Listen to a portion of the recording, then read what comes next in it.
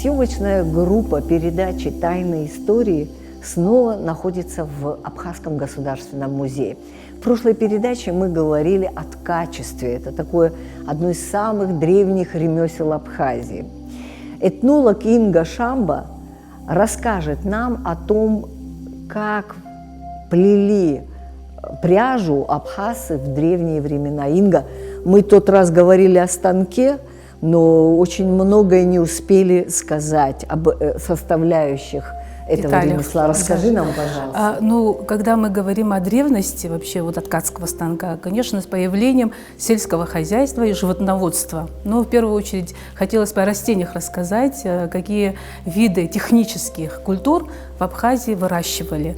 Наряду с зерновыми культурами, которые, в общем-то, для себя обрабатывали, и также для ткачества. Ну, конечно, если с древних времен, это лен, который выращивали на территории Абхазии, выращивали также хлопок, выращивали коноплю. Один из самых древнейших – это конопля и лен. Лен, выращивая в Абхазии, очень тоже смотрели, как густо они сеяли, для того, чтобы льняные вот эти отростки были длинные и тонкие. В определенное время уже, когда нужно было срезали его серпом, естественно, серпом, и делали снопы, которые, в общем-то, клали на крышах домов и высушивали там. Уже когда нужно было привести его уже для изготовления ниток, то есть трепали, мяли, трепали, и уже внутри получались очень тонкие, мягкие волокна. То есть фактически они разделяли эти внутренние волокна. Но эти волокна уже после этого делали нити. На веретено обычно пользовались древним тоже инструментом. С археологических раскопок у нас почти не изменилось веретено с пряслицей. Тоже вот они делали, в общем, закручивали вот эти волокна в нити. Но для того, чтобы закручивать, чем отличается от шерсти? Шерсть более мягкая, а когда льняные вот эти волокна закручиваешь, они очень врезались в пальцы. И поэтому для того, чтобы раны, чтобы не получились, делали камышовые трубки и вдевали в пальцы. В общем, этим как-то вот так они приспосабливались для закручивания нити. После закручивания нити они готовые уже нити делали косу, то есть плели. Как раз у меня в руке вот именно льняные нити, плетенные вот такие косички. Это уже готовые, то есть такие вот заготовки, они подвешивались, хранили и в определенных для ткачества доставали эти нити. Тоже есть, в основном для изготовления или даже для дома такие вот косы мы видим часто в виде хранились. В музее тоже они у нас с фондов вот как раз таки мы и держим. Говоря уже о конопле, конопля тоже вот так же сажали на территории Абхазии, но конопляные вот именно волокна, они очень твердые, то есть получалась грубая вот ткань, и поэтому фактически для ткани они не использовались, но в крайних почти мало использовались вот именно как ткань. А в основном они делали веревки, местные абхазские веревки из конопли. И для домашнего хозяйства, делали канатные тоже, вот именно плели вот эти канатные веревки, даже экспортировались абхазскими веревками, так они назывались. До сих пор наши помнят, хотя уже конопли не выращивают, но именно основа веревки из магазина они все равно умеют делать дома по старым способам для хозяйственных нужд. И, конечно же, я бы хотела бы остановиться еще на хлопке. Вот как раз у нас здесь будем, единственное то, что мы не можем показать другие растения, лен и коноплю, но вот хлопок у нас есть. Это как раз-таки и сегодня даже можно увидеть в деревне, многие для себя сажают вот именно по сей день можно увидеть. Хлопок, во-первых, был привезен в Абхазию вот именно в XIX веке. Здесь вот в Сухуми был консул Диксон, который, в общем-то, завез эти зерна, и они начали по Абхазии выращивать. И конопля и лен, они начали отходить на задний план. И какие примерно это года, Инга? Это где-то вот почти до середины 70-х годов 20 века, можно было увидеть. Даже название, вот у нас есть название местное, где выращивают и зерновые культуры, мы знаем Ачатра, Ачкурейтра, то есть где выращивается, и вот именно название остается. И также вот и Бамбора, вот сегодняшнее название, происходит, ну, по источникам, да, вот именно Бамбара, то есть вот именно где выращивали хлопок. Ну да, интересно тем, что он тоже имеет внутри этого цветка содержатся семена. И сегодня тоже можно попробовать. Ну, я знаю, что вот именно в некоторых семьях сеют вот эти семена.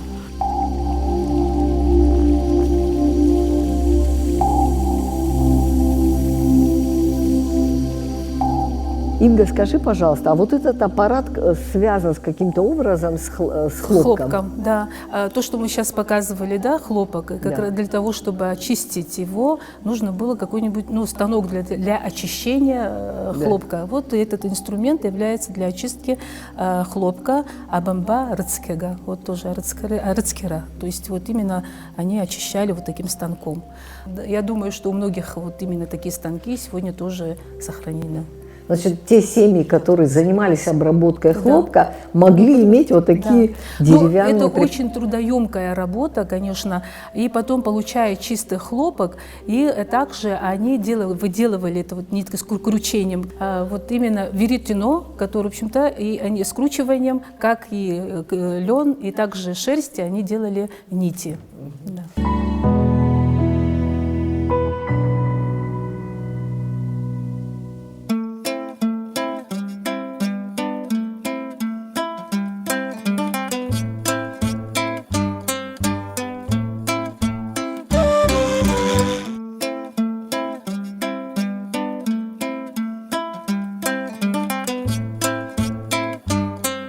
Итак, хлопок, но существовала еще и очень распространенная шерсть. Да, мы как раз и говорили, вот именно связано с сельскохозяйством и животноводством, как раз-таки вот именно абхазы держали особые породы, так скажем, овец, которые, в общем-то, знали акяпауса, говорили, вот такой курдюковые вот именно овцы и длиннохвостые овцы. Ну, типично абхазских уже овец уже никто не держит, и вообще овцеводство фактически в Абхазии не сохранилось. Ну, говоря, в основном есть частично, конечно, содержат для того, чтобы для мяса или же для каких-то жертвенных обрядов. Но говоря уже о шерсти, это одна из самых промысловых, так скажем, именно содержания овец. Из него получали великолепную шерсть, мягкую шерсть. И они использовали не только одежду, делали великолепные паласы, но обработка именно, то есть отделяли даже серые шерсть от черного, от белого. И делали вот такие перед нами как раз такие трепала или шерсточесалка, как раз таки этим смягчали шерсть. И так же, как на веретено, так и другие, как вот именно скручиванием нити получали шерстяные нити. Ну, вот такой вот у нас уголок, посвященный вот именно таких инструментов. Шелк, шелковые нити. Да, ну, шелкопрядство в Абхазии тоже было развито, хотя считается, что 3000 лет тому назад было известно, что это в Китае, естественно, и в Китае первые шелковые нити, шелковые ткани, которые вывозили на Запад. И шелковый путь от этого названия даже проходит, и Абхазия тоже коснулась шелкового пути, как раз-таки с юга на север. Ну, я могу даже вспомнить, так, когда мы делали экспозицию, к нам археологи из Москвы привезли, вот Эрлих Владимир, с ним наши археологи пришли, в музее сохранилось ли что-нибудь именно от шелкового пути, но, к сожалению, у нас не только шелковые ткани, даже свои вот именно льняные, другие у нас не остаются из-за того, что у нас очень влажный климат, и вот эти ткани фактически археологи не находят. Но было интересно ему, в первую очередь, который задал нам вопрос, у вас есть ли плантации тутовых деревьев? Ну, у нас нет, естественно, хотя мы занимались шелкопрядством. Ну, даже в советское время здесь коконы как сырье производили, но вот таких, как в Китае, у нас нет таких плантаций, хотя диким образом растет. Я ему рассказываю, как это все, обработка этих коконов, был удивлен, потому что у них настолько четко это вот именно такие тонкие нити и шелковые ткани, китайские, не самые лучшие. И по описанию он захотел увидеть, хотя бы в деревне где-нибудь сохранились ли такие вот. Я их отправила в село Мгудзархва, где вот в семью Агарба, как раз-таки я с ними не смогла поехать, но она им объяснила, он был в удивлении, что вот так просто это все она рассказала. Ну, что касается этих коконов, конечно, они уникальные, то есть эти нити очень крепкие, эластичные, блестящие, шелк, который, в общем-то, абхазы употребляли, то есть в производстве. Как раз у нас вот очень яркие пояса, здесь мы видим, да, яркие пояса, вот они вот в витрине, разноцветные, очень красивые. Это нательные мужские пояса ахунджарка. Конечно же, вот это вот именно четыреугольный инструмент, акада, это инструмент для плетения именно мужских поясов нательных. Как раз таки здесь вот, вернее, вот как раз мы видим вот такие пластинки, их несколько по узору, то есть подбирали, точная нить тоже продевали здесь, тоже вот один из таких, очень много разнообразной фигуры. Здесь вот сеточная, да, вот именно показано, есть здесь ромбы тоже показаны, то есть они плетения, да, разные формы. Вот как раз здесь вот как раз узоры показаны тоже в виде ромба и сетки. Да. Дальше вот оставшиеся нити, они украшали разноцветными нитями, то есть их закручивали, и получалось очень красивые вот именно наконечники, вот именно кисти этих ахунджаров очень интересные получаются. Ну, подытаживая тему вот о шелке, можно сказать, что в Абхазии широкого производства не было, но были частное, такое домашнее. Да. Я даже помню, когда совсем в детстве, помню, как выращивали коконы и нити. Это даже я помню. Да, вот и сейчас, смотря вот на такие яркие расцветки, конечно, использовали натуральные красители, которые изготавливали в домашних условиях. Ну, это кора дерева, может быть, листья, плоды. И, конечно, для укрепления вот этих красок они добавляли квасцы и соль тоже. Вот поэтому у нас и сохранились до сегодняшнего дня такие яркие цвета.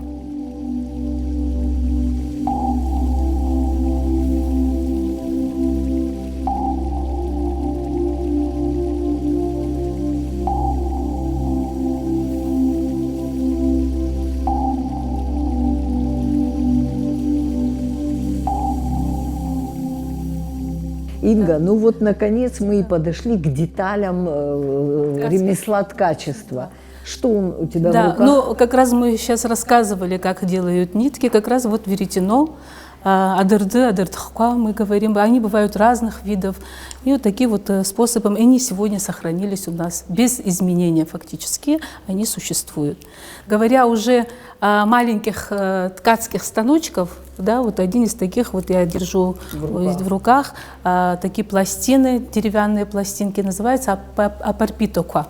Как раз из этих, значит, по количеству можно добавить ширину, то есть почти до 4 сантиметров.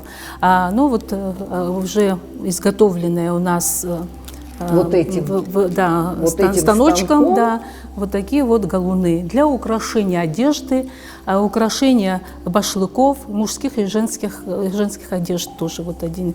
Но делали не только шерстяными нитками, то есть делали в основном такие плетения из шелка, делали из хлопка, из серебряных ниток и золотых ниток тоже. Вот такие вот украшения, которые, в общем, можно увидеть сегодня. Здесь они вот в музее, мы их изготовили. Вот это новый образец, да, новый образец.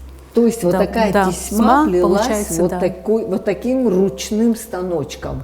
Да, ну это, во-первых, очень интересно, то есть женщина в самые концы, значит, уже приготовленные основу, она завязывала в пояс, а сами нити закреплялись более жестко, ну, может, на стене, или же, если во дворе, она могла закрепить за веткой, то есть она была, чтобы было плотно. То есть вот именно у нас не было таких маленьких станочков, которые, в общем-то, у других народов мы видим, а вот именно поясные, вот именно закрепления, они являются самыми древними. То есть фактически они использовались до 19 века, даже сегодня многие помнят, как их можно пользоваться. То есть есть люди, которые смогут плести? Да, есть такие люди, которые могут такими станочками. Делали вот эти деревянные штучки из самшита, из разных, но по 5 сантиметров вот именно штучка, и в каждом углу есть дырочки, где вдевали нить. И, наконец, мы приступили к деталям самого ткацкого станка. Да, мы с вами познакомились немного, малые части малых станочков, а здесь вот это части ткацкого станка. Ну, это вот обычно, вот этот подними. Мама, я говорю, вот это держи. Сейчас, подожди. Вот так вот, ниже спускаем. Вот на фотографиях у нас очень часто показано, вот это основа станка, это самые основные асы, обшицы. Как раз такие, вот именно здесь мы видим бердо, так называемая вот эта часть, внутри она снимается, то есть можно снять и по величине, то есть тоже добавлять. Очень интересные вот именно пластины, очень тонкие пластины, как вот именно распределитель ниток. Да. Самая основа нити по станку, которая проходит, называют аха. Это основа. Но для того, чтобы из основы получать ткань, значит, нужно продеть уток. Вот как раз-таки с помощью челнока, значит, продевают уток. Как раз у меня вот челнок, я держу его, амарко, тоже вот абхазское название, и внутри шпульки как раз вдеты вот именно нитка. Ну, конечно же, как вот именно вот эти ремизики, так мы можем назвать, движением ноги, так, вверх-вниз, они создают как раз-таки поднятие нити и опускание нити, создается вот именно отделение четной и нечетной нити. Как раз вот образуется зев. Вот через зев проводится именно челнок. Все понятно. Да. Ну, как раз мы, говоря о деталях ткацкого станка, где ткачиха сидит, вот именно передняя часть, руки у нее должны быть свободные, чтобы она могла доставать все детали станка. И также уже изготовленная нить, ткань, она вот именно называется алыра, где сворачивается готовая ткань. Тоже вот один из таких, ну, в виде валика, так скажем, тоже. То есть этот станок не один раз плел? Нет, это собранные, да, наши вот именно этнографами и сданы в наш архив. Да. И, наконец, вот говоря уже о ткацких станках, и, конечно, мастерицы хранили в таких шкатулках, настенных шкатулках с резьбой очень красивой. Они бывают по величине разные. Вот у нас очень маленький, так скажем, самый интересный экземпляр у нас в экспозиции висит. Она принадлежала передана из 7 таргил, принадлежала Тыркил, который, в общем-то, во время, когда она выходила замуж, в общем-то, было приданным. Но во время махаджирства она, когда уходила в Турцию, вот их когда увозили, она забрала с собой шкатулку Адапа. И когда уже возвращалась, она с ним возвратилась. И от семьи вот именно в музее было передано историческое, которое да, висит у нас да. в музее, в экспозиции.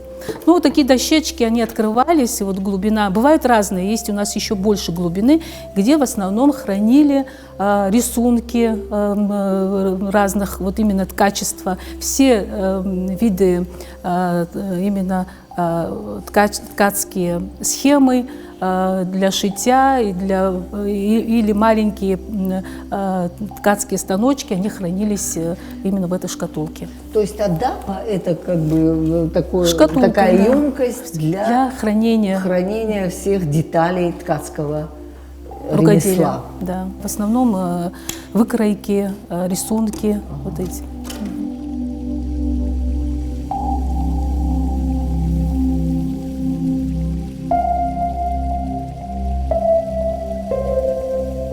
Мы увидели столько деталей, столько видов, отнесенных к ремеслу ткачества. Инга, все-таки в Абхазии ткачество было, конечно, на высоте. Один из самых главных отраслей ткачества. В каждом доме можно было увидеть ткацкий станок. Ну, говоря уже, и были маленькие детали, то, что мы с вами тоже познакомились, их очень много, разных видов маленьких станочков, я обычно говорю, миниатюрные станочки для разных работ, именно для украшения, делались отдельные вот эти вот разные формы, так скажем, золотое шитье, серебряные, и так тесьма, это все, конечно же, делалось определенным маленькими станочками. Ну и, конечно же, мы познакомились с главным станком, главным асырта, который, в общем-то, существовало почти до 70-х годов XX века.